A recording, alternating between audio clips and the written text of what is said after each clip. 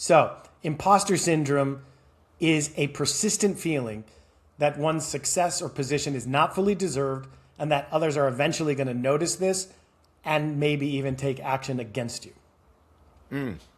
Yeah, that one, I think when everybody reads that one, I often see them kind of like, oh, we all kind of recognize that in our own, our own biography, whether currently active or previously active.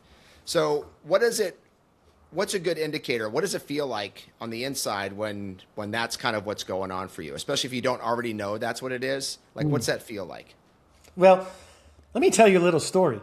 So just in case you think like, the only reason I have imposter syndrome is because I'm young, I'm just starting out, or I just got promoted.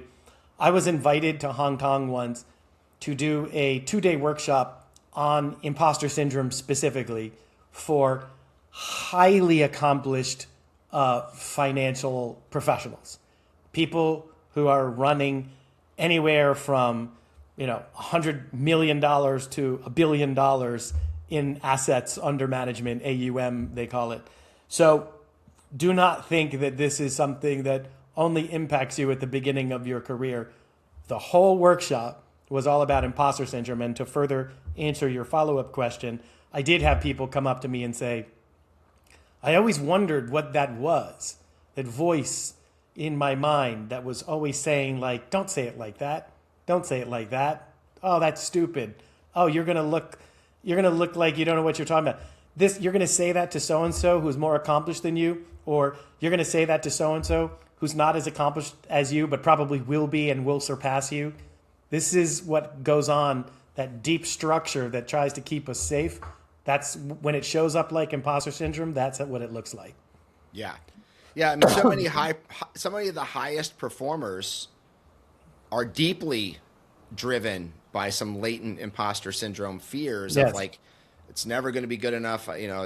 Famous actors will walk away from a scene that they eventually end up winning an Oscar from the power of their performance, thinking, I screwed it up again. Yeah. Why do they still ask me to come back? I'm going to get fired any minute. Like that's very common for people to feel that. So what does that look like from a boss's point of view, who's looking to identify, she's looking at her crew and she's like, who's really ready for that next level of success? What is somebody with that imposter syndrome? How do they show up? And how does that impact their boss's perception in a way that doesn't make them the obvious choice for promotion? Yeah. Well, the boss might think, oh, they lack the confidence. Wow, they're really good, but it doesn't seem like they're very confident, because imposter syndrome will make you feel less confident. That's the biggest, it's hard to say most visible outcome, but I think people do have a gut sense when someone is speaking from a place of confidence or not. Mm-hmm. Yeah, I often see that show up where clients are like, I want to get more executive presence.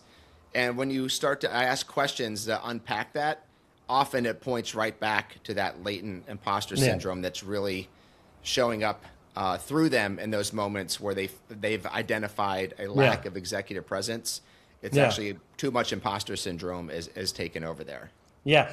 And for those of you who are the go-getters, who are still motivated by imposter syndrome, and by the way, all your examples are people who like focus on doing something of agency as opposed to doing something in a team. Not surprising, because you can actually use it as fuel especially if you're doing something, by yourself that relies only on you. Don't worry, you will still be as successful, if not more, without your imposter syndrome. Free yourself from the confines of imposter syndrome.